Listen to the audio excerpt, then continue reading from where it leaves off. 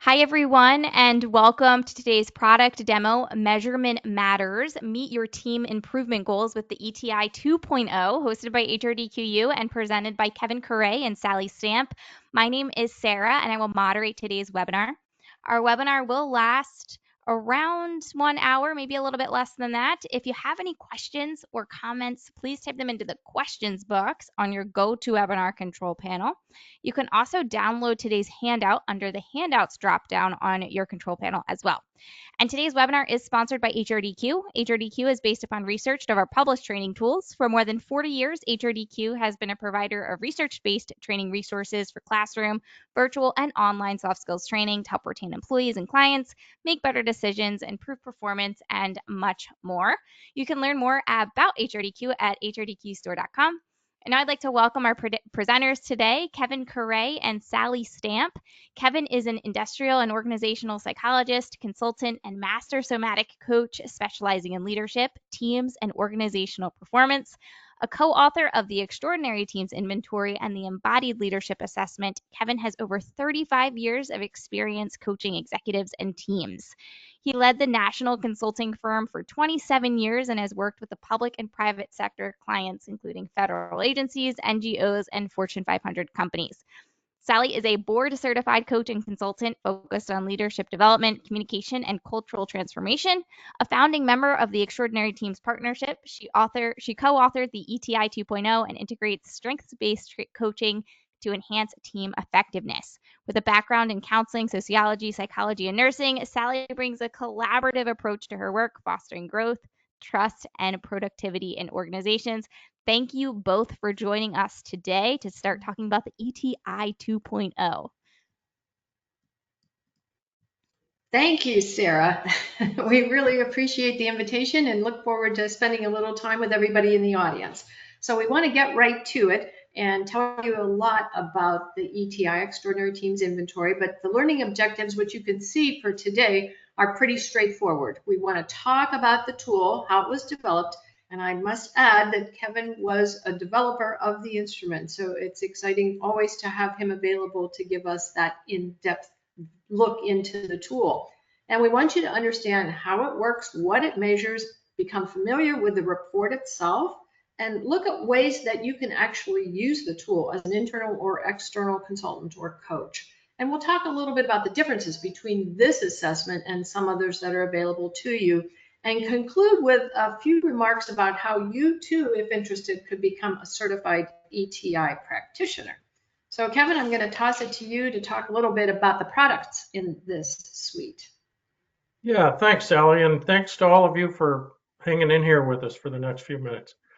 The ETI is really a suite of products designed for you as a coach, consultant, HR person engaged with team development, or even as a team leader to administer the ETI and debrief the team in a professional and straightforward way. The suite includes the online assessment itself, the report, which is generated based on the team's responses. And once the report is generated, generally that report is shared with team members prior to the debriefing, and the Insights and Action Guide is available to get team members engaged in understanding the report, understanding the meaning of the practices measured by the report, and do a bit of self-analysis of the team's responses prior to coming into the team debriefing of the results. Team members are also sent a brief video about the ETI and some features of the inventory itself. By the way, this video that is available to team members is also something you might use when you're working with a team leader to help introduce the ETI to get the team involved in using it or get the team leader to understand it. And finally, there is a PowerPoint which helps you to guide the team through their results and begin to focus on taking action to improve key practices that the team itself thinks might make a big difference for them. There are also some other reference materials that can support you, such as a set of FAQs, and a document that describes the psychometric development of the inventory, including its reliability and validity information. And I think, Kevin, this is really a differentiating feature of the ETI from others that don't provide as much support to the use of the instrument itself. So who might use this? What are some indications for client use? Clearly an intact team that's already high performing, but might want to do something even different or better and facing challenges. Newly forming teams have benefited from this to kind of get a baseline of information about their team time together. Membership changes with the leader, the composition of other membership, or just anything going on that's new and different, which is pretty much just about every team. So, Kevin, what would be the steps in the engagement process? Typically, what happens is that the consultant or coach has a meeting with the team leader. Usually it's a client or an organizational team that you're working with internally that's interested in understanding where they are and has some sense that they could make improvements in their productivity, in the dynamics of the team, etc. So typically the begins with a meeting with the team leader to describe the instrument. And then once the team leader is on board, then there's communication that happens with the team to let them know that the ETI will be administered online and how long team members will have to get that done. It's about a 20-minute time frame to take the ETI. And then prior to actually having them take the instrument, you have to purchase the materials and set up a team in the HRDQ assessment center. Once that's done, you can administer the ETI and monitor participation as a coach or client to see when everybody has completed the inventory, to change the deadline if you have to, or to send reminders out to team members while we're waiting for everybody to complete the instrument. Next, the instrument comes back once the deadline is reached or everyone has completed the instrument. And typically as a coach or consultant, you would meet with the team leader to talk about the results. Is there anything in the results that in the report that surprises them? Is there anything in there that they think doesn't seem to make sense? Are there things in there that make a lot of sense and the team leader knows that there are those kinds of both strengths and or opportunities in the team? And so you and the team leader together can plan how the debriefing should go and how you might manage any anticipated dynamics with the team during the debriefing. The next part is to actually conduct the team debriefing using the report, the video, and other support materials that are provided, and then follow-up coaching or consulting with the team or individuals to take action on those practices that they think are the most important. And I think, Kevin, you've outlined how somebody who is an external coach or consultant can use it, and also emphasize that as an internal, if some of the audience members are part of a team in an organization, that they have access to these materials and can do the facilitation themselves.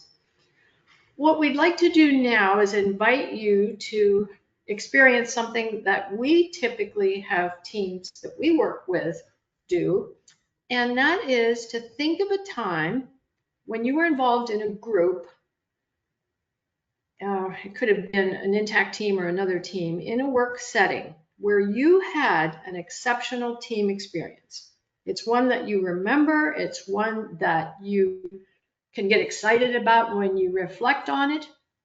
And we'd like you to think of that team. And once you have it in mind, then put in the question chat area, what are some words that you would use to describe this experience? And then what allowed this experience to be so positive, so memorable, one that you really can recall and hope to replicate at some point in time? Now, Sarah's going to help us monitor what some of your input is, but we'd just like you to share. So once you've thought of that team, please go ahead and enter in some of those words or some of those elements that made it so outstanding or extraordinary. We'll give you a moment here to type your response in before we Yeah, start I see. sharing some of those out. We have I see cohesive, cohesive. Yeah. collaborative, supportive, Mm, encouraging, yes. motivating, fun, efficient, inclusive. Those are some of the describer words we're receiving here. Yeah. Yeah. Keep going. And what were things that allowed the experience to be this way? Anybody have a thought on that? So you can also type that into the questions box there, and we'll share off some of those responses. We have communication, Mm-hmm. understanding the process. We were Oh, all shared working goal. towards sharing a Yeah. goal, trust and reliability. There was respect, shared goals. Those are some of the responses we're receiving. Yeah. Yeah. And I'm guessing most of us can look and nod our heads at that. We can't see you doing that. And yet, for the most part, in groups that we work with, there is this shared experience that makes it so memorable. So, Kevin, maybe you want to talk a little bit about how this relates to the extraordinary teams model. Yeah, I would. This slide shows us a circle with inside the circle the two definitional elements of what an extraordinary team is from our perspective. It's one that gets outstanding results, like many high performing teams, but at the same time provides opportunities for personal transformation. And we think that these two things, which are practices in and of themselves, happen more frequently when the other 8 practices that are shown on the outside of this cycle or circle show up. And we've discovered that through a field study that was done by Geoff Bellman and Kathleen Ryan, that these practices are present in extraordinary teams at a very high level. And the original field research also found a set of aspirations that extraordinary teams excel in. And while these aren't directly assessed by the ETI, they're described in the ETI report to spur future exploration. And those are the 6 aspirations that individuals bring to teams. And they look about, what is it that individuals bring? What is it about themselves that they bring that makes teams extraordinary? They also bring what is it that they're the practices and aspects of teams that make them so extraordinary, and also what is so in the world, where if you think about it in the broader context of a larger organization, for example, that makes it possible for the team to be extraordinary. Bellman and Well, Ryan Kevin, also, oh, go ahead, I was Sally. just going to say you touched on the research that was done, and this research, which was done over several years, was really to explore this whole idea of teams, recognizing that most of us spend a lot of time in teams, whether it's in work or other settings. And so, what was it that was unique about those who self-reported as extraordinary? And so they used a lot of the words that people in the study provided to them, which led again to these practices being developed. So it's all very evidence-based. They also identified 4 feelings that are experienced by extraordinary team members, and they're very much like the ones you just told us about in the chat. Specifically, they found that team members in extraordinary teams were energized, deeply connected, hopeful, and they were fundamentally changed by their experience. They might have learned a lot about themselves, about how to relate to other people, about their skills in the organization, but fundamentally they were transformed by that experience and will remember that kind of experience as a high point in their whole career. Again, I mentioned that there are these 8 practices on the outside of the circle that, when they're at a high enough level, lead to outstanding results in personal transformation. Rather than just read to you the definitions, I'm going to go on to the next slide and engage you in a little exercise here. And think again about your high point experience. As you read through the definitions, these are short form definitions, they're really more than this, but this is the gist of them. Think about how many of these practices were present in the high point experiences that you were thinking about a few minutes ago. So when you're thinking it through, just count them up. And when you're done, we're going to do a poll to see how many were present for you and your high point experiences. So we'll give you a couple of minutes just to read these.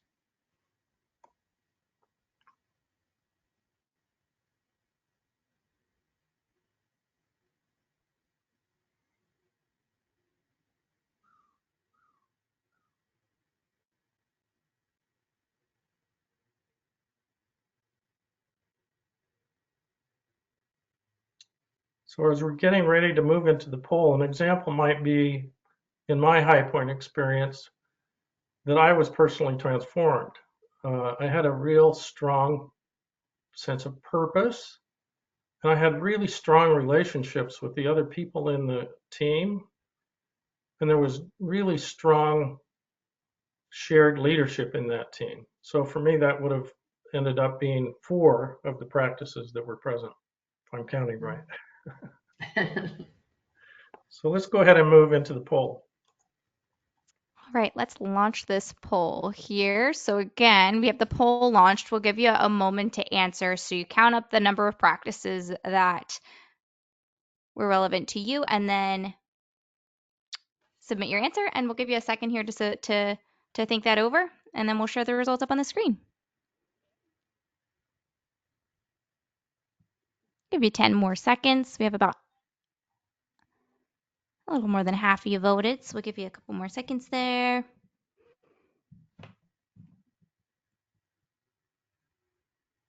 Okay, great. Let's get these results up now. So we have 1 to 2 13% said 1 to 2 practices, 50% said 3 practices, 13% 4 practices, 0 5 practices, and 25% said more than 5 practices. Thanks, Sarah. This is really interesting. And these results are relatively normally distributed, which is also true of teams that take the extraordinary teams inventory. We find that about 10% of teams are in the ordinary category, about 80% are in the middle in solid teams, which is a good place to be, and only around 10% are really, truly extraordinary. So it's great that we see that and see that your high point experiences are more than half in a place where many of these practices are present. Yeah. And this, again, as an example of an exercise that you can do with any team you're a part of or you're working with to illustrate really some of the elements that make teaming exceptional or extraordinary. And it can be a way to really generate lots of meaningful conversations about things that the team needs to talk about. So Kevin had mentioned that in addition to the practices that we've talked about, both Bellman and Ryan discovered that there were aspirations, or what they called group needs, that people reported and talked about. And the model that you see here shows what those are. And they divided them into needs that were met by self, by group, and by world. And really, again, while the instrument doesn't assess this directly, it does emphasize in the digging deeper aspect of it how individuals come to a team with certain expectations. And a lot of it relates to self-acceptance and achieving potential. And as far as the team itself as a unit, you already highlighted some of the things that make that outstanding, which is the sense of bond and shared purpose. And then the reality and impact are areas that teams feel are significant in terms of what is the true reality of what we're trying to do and what is the impact on the world that we're having in our team time together. And he already also emphasized that people came away from some of these experiences feeling transformed, feeling that they had an experience that they would carry forward with them with that wow impact that comes from personal transformation. So features of the ETI, we've talked about it. It is a team-based instrument, which is again a differentiating feature from some other tools. The support materials are extensive. It is easily administered and incredibly cost effective in our experience. It's suitable for use with a variety of teams. It does establish a baseline of practices, so some teams, in my experience, have assessed more than once too. And the results do go beyond the performance indicators. And as I said, they provide information so that a team can deal with challenges and issues that they might not otherwise be aware of. And it's statistically valid and reliable and grounded in all that research we've talked about. So the benefits which tie to that are listed here. We really do feel it's a strength-based tool, which looks at what's working well in addition to what could be changed. It stimulates those conversations. It serves to motivate from ordinary or solid to become extraordinary, although, as Kevin pointed out, solid is not a bad place to be, and it's important for teams to understand that as well. And it really does provide pathways to extraordinary teaming. So, in the title of this webinar, we talked about meeting team improvement goals with the ETI 2.0. Not all teams even have goals that they've established for what they want to do and how they want to get there. So this can be a way to initiate those conversations. I'm going to switch now to start talking about what's in the ETI report itself. This particular slide is on page 3 of the sample report. The first 2 pages are a title slide and more about the context for what an extraordinary team is and how it's defined. But when we start to look at the measurement and why measurement matters, we provide this particular way of looking at the bell curve about where teams typically fall. I've already talked about the lower 10% is ordinary in our definition, the middle 80% is solid, and the upper 10% is where extraordinary falls. And then, given that definitional perspective, we show on page 7 and 8 a profile that looks like this, that shows where the team is on each of the 10 practices. So you can see at the top that outstanding results for this particular team falls, the bar goes all the way up into the extraordinary space on the profile. And then over on the right, it shows where the percentile rank is. So percentile rank is, for example, if you took 100 companies or teams and lined them up from most outstanding to least outstanding, those at the top, this particular team would be 97th in line, very close to the 100th or the best team in terms of outstanding results. And you can see down as you look through this, this is a fairly solid team. Most of the scores are in the solid category. There's a couple that are in the ordinary category and kind of 2 that are up there in the extraordinary category. So for a team to actually make it to become extraordinary overall, you'd have to have had 5 or 6 of these particular practices moving up into the extraordinary category and most of the rest being in the solid category. Now we do have examples where teams are, all of the scores fall in the in the ordinary category, and they're kind of a challenge to work with as a consultant or coach, and yet it's a place where a lot of change can happen pretty fast. So you can see down here that for this particular team, although they have outstanding results, the genuine curiosity score is relatively low. They're down at the bottom of the line if you have the 100 teams lined up from best to worst in terms, from worst to best in terms of genuine curiosity. Also in the report, again, this is on page 19, there are 2 pages that go into great detail about each one of the 10 practices. So the first page repeats where they showed up in the total profile. So for great meetings, you can see that this particular team showed up in the solid range, sort of in the lower end of the solid range, and that their percentile rank was 25. So they'd have been in the 25th in line if you were lining teams up. And then you can see down below how they answered as a team. And these are only team results. There are no individual results, so individuals' responses are anonymous. You can see how they scored, and for most of the questions for great meetings, they fell in the solid category. You can see that at team meetings, members pay full attention, which is question B, fell into the ordinary category. So in some ways, it might be very easy to work on that around what are the ways that you ask people to behave differently in a particular team setting. And you can also imagine this might be in a team where all of the team members are managers of silos that are relatively independent. And it might bring up a question for the team about what is our purpose and how do we pay attention to each other, even though the topic that Sally might be talking about for her silo doesn't seem to be related to mine. And yet, for those kinds of teams at higher ends of organizations, really how we all interface with each other makes a huge difference. And Kevin, before you go on, I know we didn't say too much about how the original ETI was developed, which was you working with Geoff and Kathy after they published the book.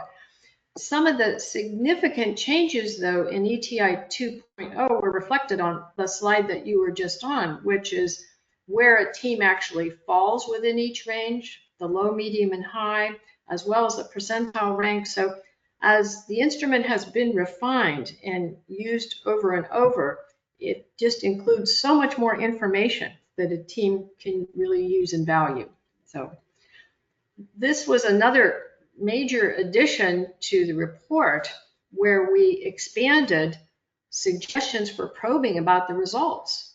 So we have ways to do that as well as questions for digging deeper. And so you can see here that if a team wants to do that, we provide ways to kind of jumpstart those conversations. And I've worked with teams where they might pick one and focus on that for a period of time. Pick one of the practices and then go into the deeper analysis this way. Kevin, you looked like you were going to add something. Yeah, I mean, as a coach, these are really just coaching questions. So the ETI is a great tool for team coaching and provides these questions as well as others that you might come up with yourself to ask the team so that the team itself is taking responsibility for understanding what the results for, in this case, great meetings is all about for them, and to talk about what are the conditions and to get things on the table that might be difficult for them to talk about. For example, it might be that, one person takes up way more air in the meeting than his or her share, and that there might be other opportunities for managing the team and the way it communicates with each other rather than just letting people talk without some kind of time limit or some kind of round robin, for example, as a way to get everybody's voice in the team meetings. And I think you alluded to the fact, Kevin, or even said it, that they are all interrelated. So you might be having a discussion about team meetings, and yet that can allow you to talk about things like embracing differences. How much do we really want to hear what people have to say, as opposed to sometimes being irritated by what people have to say. So some suggestions for taking action is another aspect of the report that teams find very, very useful. Again, we as coaches came to this with that perspective. So we look at not only what we've experienced, but some of our clients have experienced, and offer up some things that a team might consider doing. So all of this is included in the materials that are provided after the team takes the assessment. So what makes it such a great tool and instrument, Kevin? Yeah, so now we've mentioned before that this is a highly valid and reliable instrument, and it also has a high level of diagnostic sensitivity. So validity really means that the instrument really measures what it purports to measure. And the reliability suggests that if you were to give this instrument to a team today, and then say 3 months later, and you hadn't made any effort to make changes in any of these practices, you'd get fundamentally the same results the next time out. So it's stable over time, and it measures very carefully and very well changes that do happen. And I'll say a little bit more about diagnostic sensitivity in this slide. Diagnostic sensitivity suggests that each team really has a unique kind of profile. That if you looked at team profiles across many, many teams, and Sally and I have looked at hundreds of them, they're all different. And as you look at them, you really realize that we have here the 10 tests of team extraordinariness, the 10 practices, and that these practices each measure different sets of behaviors. And so if you were to think about using a battery of tests to diagnose a medical condition, like, what's going on with my heart? Do I have high blood pressure? Do I have a sore throat? Do I have congestion? Well, maybe it's not something about something that's going on with my throat. Maybe it's because I have COVID, or instead of something like high cholesterol. And we need more tests in order to tease that out. In essence, the ETI does that because it's a battery of tests about the team's condition. And as Sally said, while there are some ways in which these practices relate to each other, statistically they're mostly independent and not redundant. And the key here is that they're not redundant, that they each measure certain aspects of a team's performance that is different and distinctly different, and that we can work on that particular practice, any particular practice, and yet there will be some overlap and some positive impact. If we're working on great meetings, for example, there would probably be some positive impact in embracing difference and perhaps genuine curiosity, probably full engagement for the team. Yeah, and thank you for clarifying that, Kevin, since I was allowed to be a part of the development of ETI 2.0 and learn more about what Kevin has just described. And clearly the items fell in distinct clusters, which again were all part of his approach to making sure that the instrument is statistically sound. And it does allow for this overlap of conversation about the different elements. So, well, in summary, I think we've hit on most of these. You can be very confident about the accuracy and credibility of this report. And I have used assessments that, in fact, I couldn't say that about them. And so I think that this is a very important point. It's very sound psychometrically. We're fortunate to have Kevin on our team, who has been, the key person in developing and redeveloping and refining this. And the whole product suite, as we've said, is easy to use and support. We like to talk about this quote from the authors of the book, that life's too short to spend time in groups that do not fulfill their promise. So how do you go about doing that? You do it by determining where the team is and where they want to go. And the ETI, we believe, is the way to do that. So Kevin, did you want to add anything to that? No, I'm good with that. Thanks. So we mentioned that we would tell you a little bit about becoming a certified ETI practitioner, which is a project Kevin and I have been working on now for a couple years. And so if you would like to jumpstart your knowledge about the instrument and be a part of a community of practice that we are a part of, where you help teams move from ordinary to extraordinary, we are going to begin another cohort of certified ET practitioner course beginning June 12th. And you can register for that at our website for extraordinary teams.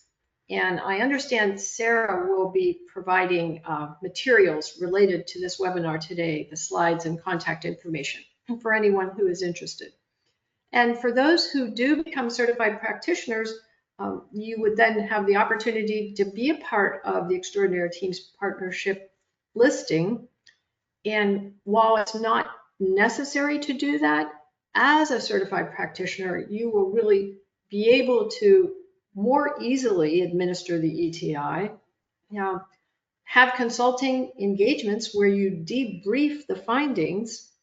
And we've had a number of people from the last cohort who have been doing that. They've worked with clients, doing the assessment, and then having an ongoing consulting and coaching engagement with the team, and sometimes individual team members. This is, of course, a way to expand your practice with a new tool. And as I already mentioned, there's an opportunity to be listed on the website if you so desire to do that. And what's required, the program is now 6 sessions, sequentially on a weekly basis, 10 hours total. And that's the actual course instruction, but there is some learning in between, some self-directed learning modules and review of materials. It does require the interest and energy for the growth and development, which I'm sure all of you have. And then the fees are listed below, which translates to about, I think it's about $1,500 total for the team leader presentation and the course certification fee.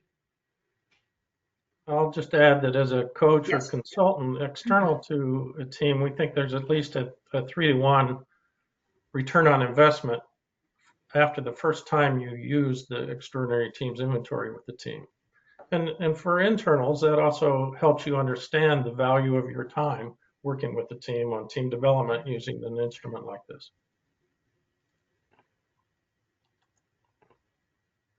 So we just take your questions. What questions? Yeah.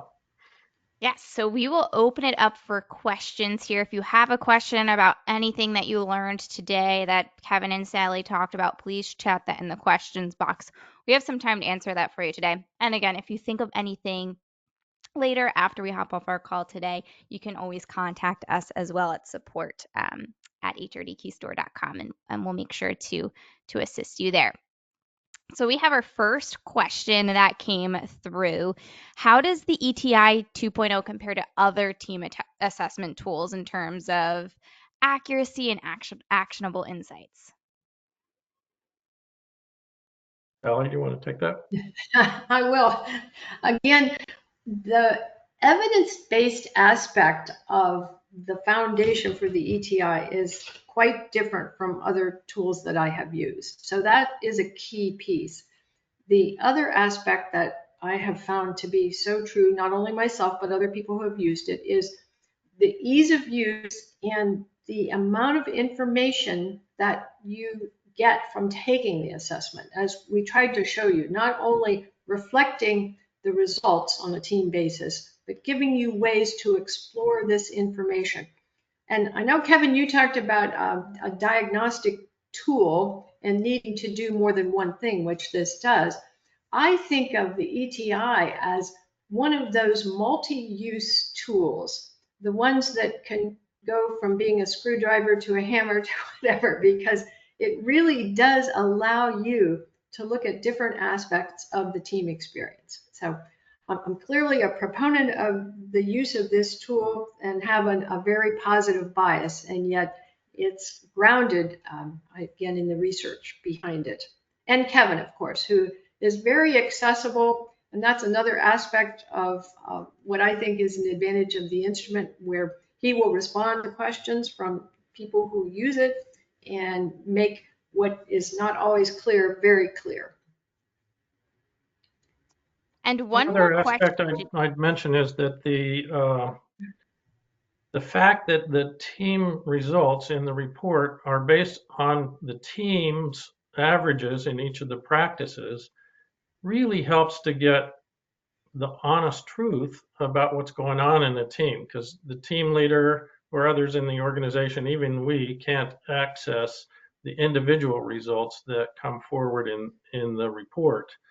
And we really see that in each case, the way the team members respond really presents the right kind of information to create really important conversations among team members as you move forward to try to improve. Sarah, go ahead. Yes, we have one more question here today. How frequently should teams reassess using the ETI to track progress effectively? Yeah, there are a number of aspects to that. If the team is changing fast, that there are a lot of members that are moving in and out, you'd want to wait until there is enough continuity, maybe 2 months, 3 months, for team members to gel as a team, to understand the team as it is, before re-administering the ETI again. Typically, we've seen that more often 6 to 9 months before teams re-administer, but it's just really up to you, as long as the team is trying to make progress and has been paying attention to that, and you think that they can also start to see an effective change, which is a really great way for the team leader, and others to see that the team is making progress, and you can show that in the second administration up the line to make the case about the team if you need to. Mhm, mhm. And we've actually had a couple more questions come through. This first question here, where does the situation factor into the assessment? The situation really comes up in two places. The first place it comes up is in the initial team leader meeting that you have, to talk with the team leader about whether or not this is the appropriate time to administer the ETI. So in many cases, we have a team leader who's very interested in administering the instrument, and we might even coach them to wait because there are things going on. So for example, in the US government, for example, when a change in administration happens, things happen in leadership, they happen in the environment, and it might be important to wait until major organizational changes have happened and stabilized some before you use the ETI. Similarly, there might be expected changes in the team membership itself, and so you might wait. And then secondly, once the ETI is administered, the other place that the situation comes up is in the conversation itself. So there might be, as an example, we had a team that was a research and development organization, and they kept getting whipsawed around about their own purpose. So they had a relatively low, compelling purpose, because the higher level organization kept changing what it was that they wanted this particular team to produce.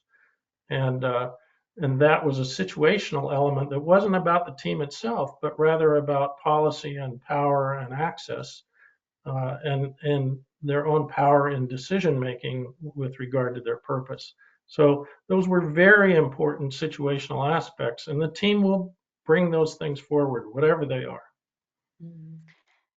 And then this next question here is, how are you differentiating between groups and teams? Sally, go ahead. Well, in the initial study really focused on groups. They were not all work teams. So at that point in time, the group was defined as any gathering of individuals who were there for a shared purpose or shared cause, but it was not all work teams. However, Subsequently, the majority go of ahead. them were work teams, but not all. And so as Bellman and Ryan continue to work with us on the ETI, the focus became entirely on teams, Right. and team intact teams, it mostly, well, entirely in organizations in some manner. And there are now hundreds and hundreds of teams in the database. And then lastly here for you, how many teams are in your normative group? Are there different norm groups? There are not different norm groups. There's just one major norm group at this point. As the instrument gets used more and more, that's possible. But at present, we only have a single norm group, which is the total of all the teams that have taken the instrument. Okay, well, I think those were some great questions that we had Yes. today that will bring us to the end of our time together. Sally, Kevin, I just joined your names there. Sally and Kevin, thank you guys so much for your time today. Thank Thank you. you. And again, if you do have any additional questions, make sure that you contact us. We'll make sure to be able to answer. We'll get you in contact with Kevin and Sally over there to be able to answer those questions for you. With that, thank you all for joining in today's webinar. Before we wrap up, remember to celebrate your learning today. You will be receiving a certificate of completion. Make sure that you share that out with your team on LinkedIn. Tag us at HRDQ over there. We want to connect with you. We want to see you over there. If you'd like to keep growing with us, consider becoming an HRDQ member for more great resources. We have a membership that is right for you. And also, don't forget to tune into our podcast, HRDQ-U Interview. That's where we continue the conversation over there. With that, I'll let you carry on with your day now. Have a great day, everyone, and I hope to see you at our next event. Thanks, everyone. Thanks, Kevin. Thanks, Sally.